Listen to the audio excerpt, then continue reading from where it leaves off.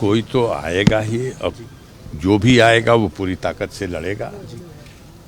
विश्व की सबसे बड़ी पार्टी है, वो पहले से भी लोग तैयारी में थे और सारे अपने कार्यालयों का उद्घाटन किया।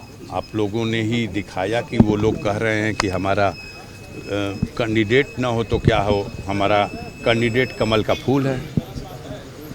तो अब तो कैंडिडेट का नाम भी आ गया। ठीक है जी। आपके लिए प्रत्याशी था? एकदम से एक नया चेहरा आया है। आपके लिए प्रत्याशी था या फिर आपको लग रहा था कि कुछ इसी तरह की? आप बीजेपी के लोगों से पूछिए कि उनके लिए भाई जो तरीका सुना जाता है आदर्श की बात, कि बड़ी लंबी प्रक्रिया होती है, लोगों को टिकट मांगने की लाइन में लगना पड़ता है, फिर छटते छटाते कुछ दिनों पहले मालूम हुआ कि 3 लोगों का नाम पैनल मांगा गया।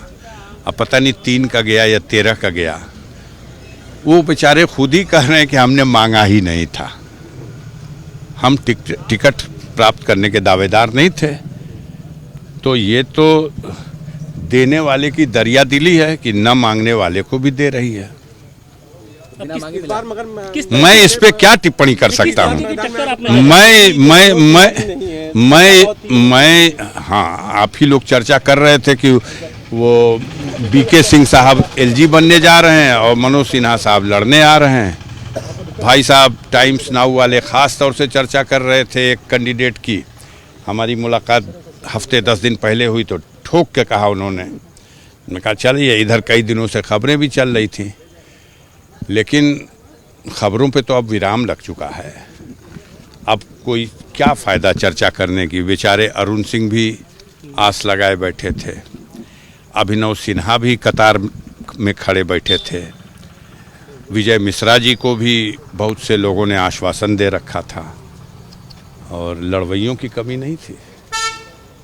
पूर्व सांसद माननीय राधे मोहन सिंह जी भी कई बार नेतृत्व के लोगों से मिले थे और थे, लेकिन कभी कभी चौंकाने वाला काम सभी कहते हैं, आप लोग भी कहते हैं करती है। इसी तरह से 2009 में भी एक चौंकाने वाला फैसला बीजेपी ने यहाँ लिया था।